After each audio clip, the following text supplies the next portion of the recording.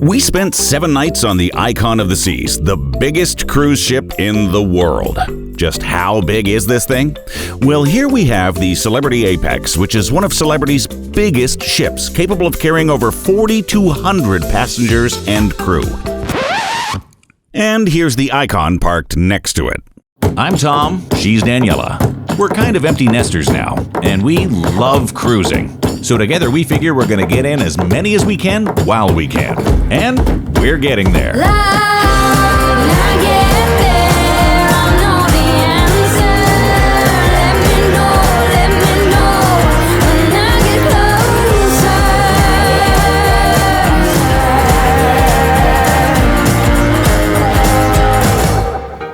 This was a 7-night Western Caribbean trip on the Icon, leaving out of the Miami port, which is beautiful, by the way. We actually got there a couple of days early and enjoyed the Fort Lauderdale area a bit. We stayed at the B-Ocean Resort, right on the main beach area near the Fort Lauderdale piers. It's in a great location, and you can have a nice walk up and down the beach strip with excellent food and drink. The first night, we also went to see a Florida Panthers game, which I highly recommend. Great atmosphere, great hockey, and just generally a great time. So the day came, and off we went. A quick Uber ride down to Miami. In typical Royal Caribbean fashion, we were dropped off by the Uber at 11 a.m. and were basically on the ship at 11:13. It was so fast and so easy. Our first stop was to head to the new eating area on the ship, which they don't have on any other ship, the Aquadome Market. This one's great because it's set up like a mini mall food court where everything is covered by your cruise fare. There's a crepe place, an Asian place, Mediterranean place, mac and cheese, and sandwiches. And it was all good. We tried all of it. It's a great option when you're first boarding the ship besides going to the always jammed Windjammer buffet. After that, we thought we'd change into our swimsuits and check out a pool or some slides. Here's a huge tip for you. Always bring a backpack with you on day one and have a swimsuit in it. Most people pack theirs in their luggage, so when you first get on board, you can have so much room in the pools while others are waiting to get their luggage in their rooms. No swimsuits for them. This is especially crucial on Icon, as the pools are always jammed. We'll get to that later on. We did a little walking around to explore the ship. Considering how huge this ship is, you'd be worried about it being crowded and never being able to find a place to sit with over 10,000 people on board. Royal did a tremendous job keeping this thing spacious and just loaded with chairs. In fact, maybe too many chairs. We're going to get to that in the review section later on in the video too. Needless to say, it is remarkably not crowded. We found a great spot in the adults-only hideaway in the back of the ship to enjoy the sail away, which is always a good time. From there, we had dinner, went to the main show in the theater, which was a comedy juggler we'd seen before who's always good, and then just found some comfy seating to have a drink and relax. Which is when we ran into Rover, the official ship dog. How awesome is that? Then it was time to hit the room. Speaking of which, room tour time. Super quick room tour. If you watched our Celebrity Ascent or Beyond videos, which have a room tour, this is pretty much the exact same room. It's the Infinite Veranda room. One thing I will say, which I really appreciate that Royal Caribbean has done, is they've redesigned the bathrooms. And the bathrooms were already pretty good, but using the same amount of space, they actually even made it more economical, which is cool. It doesn't have that spaceship tube shower anymore. So now you've got more of a horizontal shower. And the cool thing here is the door opens up like this, gives you plenty of room that way.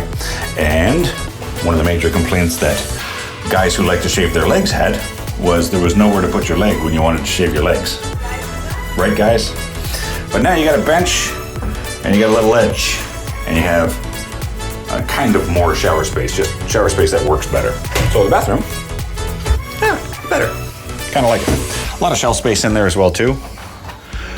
As usual, oh cool, full-size mirror here, but the full-size mirror, it's a surprise storage.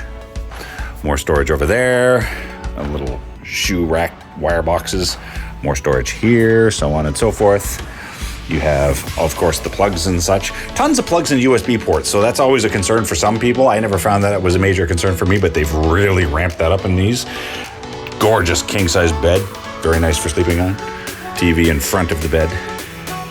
Lots of room. Here's the extra pull-out in case you have extra people. Phone, everybody knows that. Again, our usual tip, buy these little magnetic hooks on Amazon. You get them super cheap and you get a whole bag of them, and very, very useful because every wall and every ceiling is pretty much magnetic in these things. And the infinite veranda window. So with a normal balcony, here where the line is where you would have a wall and a door and the balcony would be out there. So what they do with these rooms is you get extra room space, and they've given you a window, which my lovely assistant Daniela will demonstrate again when she presses the down button. Oh, I'm sorry. The window opens up and it becomes your balcony. It's delightful. It's lightsabers. This is amazing. Yeah, both Danielle and I like this very much because we love leaving this window open. We end up quite often sleeping with the thing open. I don't think we're going to do that often on this one because the humidity has been pretty incredible.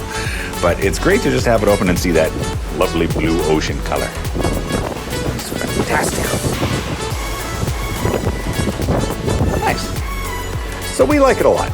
The only people that do complain about these things, and there's a lot of people online that have complained about these things, which make them unpopular, are people who like to have air conditioning on 24/7, which I get. Some people like that. So the problem with this room, if you're like that, is as soon as you open the window, air conditioning comes off and your entire room becomes the temperature of outside.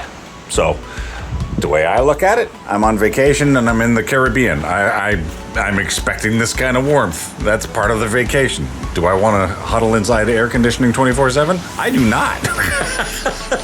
So for us, we like it. But that's the room.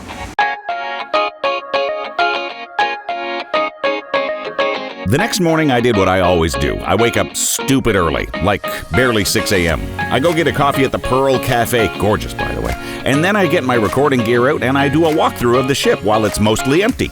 In order to make sure this video isn't an hour long, I'm going to upload another video of just the walkthrough of the ship by itself. No talking, just walking, which is something I like to see in cruise videos, so I hope someone out there will appreciate that. Look for it on the channel soon if it's not already up. On day 2, it was a sea day. So what I like to do on sea days is try the specialty restaurants. But here's another tip for you. Book them for lunch. My reasoning behind this is simple. First of all, the food in the main dining room is usually quite good and close to being specialty itself. It's also part of your overall cruise price. So technically, if you book a specialty restaurant for dinner, you're not only paying extra for that dinner, but you're also losing money on the dinner you missed in the main dining room. Often these places will allow you to book lunches in the specialty areas, which are usually cheaper, and then you still get to go to the dinner in the main dining room. Make sense? So this time we went to Hooked Seafood, and Daniela took advantage of the menu. You still get the dining room later. Here, you intro. Just put it right there, baby. Ganjar here is helping us with everything, and Daniela, in her true fashion, has picked about 4 or 5 starters. I come back with the oyster. And more starters are coming. I have no starters. Yeah, but you have a good fish sandwich. I have 2 entrees coming, though. She has no entrees. No. We don't know how to do this right. No, we do it right because food is food. You can either do everything because I'm supposed to have this, or you could forego the middle, eat a bunch of starters, eat the dessert if you want, and then you're not gaining 50 pounds, but you're still happy. There you go. The specialty lunches we had were okay, to be honest. They were good, but I'm happy we only spent the lunch price on them. However, I do have a great restaurant tip for you. Giovanni's Table. It's the specialty Italian restaurant on the ship. Now, if you want to book dinner there, it's over $50 US per person, so $100 for 2 people for a dinner. However, you can actually just walk right up to the bar at Giovanni's and order bar service, food and drinks a la carte. So in our case, both Daniela and I ordered a pizza each for a whopping $22 total, and then drinks were just part of our drinks package. This, by the way, is where Daniela found out she likes port wine, which can lead to some trouble. Anyway, we ate the same as we would have if we booked the specialty dinner, but we spent about 1/4 of the price. Huge shout out to Griff and Alyssa, as I found this all out from their Icon of the Seas video. However, I am also blaming them for Daniela's crippling port wine addiction. There are so many gorgeous places on this ship, including one of our favorites from the Oasis-class ships, Central Park, with all of its real greenery. However, I think the most breathtaking area is actually the giant forehead of the ship, the Aquadome. We got to see the divers practicing for their show, which is wide open for everyone to see, and they do it quite often. It's neat. On that note, this show, the Aquadome show they have on Icon, it is absolutely phenomenal. I cannot recommend that enough. Only 2 notes here. Make sure you reserve the show ahead of time. Usually you can reserve all the shows that need to be reserved in the first week of the month before you cruise. So, for example, if you're cruising in mid-November, then you can reserve shows in the first week of October. Start looking as of like day number 1. The other note here is a small complaint. Most of the seating is this artistic slat bench seating with hard wood. I don't know how this made it all the way to being on the ship because comfort is not exactly the main feature here. But we made it work, and the show was awesome. I did not record the show because if you've ever seen our videos before, you know this about us. We like to enjoy the shows and rides rather than record them. It's our vacation, and that's the way we want to do it. And you should also experience it yourself in person without seeing a recording of it. I hope you agree. After seeing the divers practice, then we went to the most breathtaking area of the ship. Right beyond the diving show area is the Overlook. Wow! Gorgeous during the day and maybe even more gorgeous at night.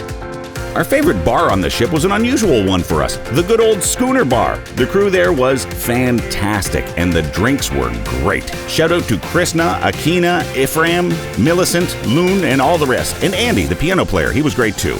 We had great times in our 4 stops: Roatan, Honduras, Costa Maya, Cozumel, and finally Coco Cay. Now, Coco Cay is Royal Caribbean's private island, and they just keep knocking it out of the park with this private island. Hands down, the best private island of any cruise line, and I say that as somebody who's been to none of the others, but I still say it with confidence. It's 8:44 in the morning. Somewhere it's 9:44. And that's still inappropriate. We've been there 3 times now, but this last time was the best because they've opened up the Adults Hideaway for 18 plus only. This place is fantastic. Great lagoon, a huge infinite pool with a gigantic swim-up bar, 2 large restrooms, and 2 great places to eat, and all of it is pretty much covered with your cruise fare. And if you have the drinks package on the ship, then you basically won't pay for anything the whole time you're there. It was fantastic, and we can't wait to go back and do it exactly the same way again. So, here we are, day 7, Icon of the Seas. We're on our way home. We've had 7 glorious days and nights with all the stops. 4 stops is a good itinerary. It's late. We've said goodbye to everybody that we needed to say goodbye to. We've tipped who we need to tip. We've used the last of our drinks package. The question: do we recommend this ship? Yes and no. So, the ship is marvelous. It is awesome. It is phenomenal. Is it perfect? No, it is not. Both Daniella and I think with the Icon that maybe they overthought it. While one of the biggest complaints with ships in the past has been not enough seating and not enough pools, they fixed, quote-unquote, these problems, but kinda didn't. On Icon, there are so many seats. In fact, there are too many seats. There are large areas with rows and rows of loungers, but there's no real reason to be in those loungers. There's nothing there, really. So they're empty all the time. However, I will say, there really isn't a problem with finding a seat. At least there's that. But when it comes to pools, here's where things kind of went sideways. They have 7 pools, which is tricky because they've done this to say they have 7 pools, which sounds great. However, when it comes to actual cubic volume of water, I'm betting they have less than on the Oasis-class ships. The pools they have are generally smaller and oddly shaped with little room for a decent amount of people. There was literally only one pool that was a decent size, and because of that, it was just chock full of children all day, every day. This was another odd mistake in our opinion. The ship has an entire area dedicated to families with little children at the back of the ship on the main floor. Huge splash pad, lots of food, drinks, snacks for families with little kids, very well thought out. But what doesn't it have? A big pool. So anyone who wants to take their kids to a pool, they find their way back up to the top deck and the one big pool. Done. No more pool for the rest of us. On that note, one of the other big pools is this awesome-looking overhanging infinity pool in the adults-only area called the Hideaway at the back of the ship. However, in our experience, that one fills up fast with Instagram adults and stays that way all day. People taking videos and TikToks of themselves. Ooh, look at me splash around in my bikini just the right way, and I got to do it in 15 takes. Saw that all the time. At that point, we decided we were just not going in that pool for fear of catching something we're too old to catch. So the pools, unfortunately, they're just not that great. In fact, the design of the ship, while beautiful, is also a bit of a curse. There are too many instances of swooping curves and cutouts to see the floor below or above, where they could have been used more practically and actually done something with that space.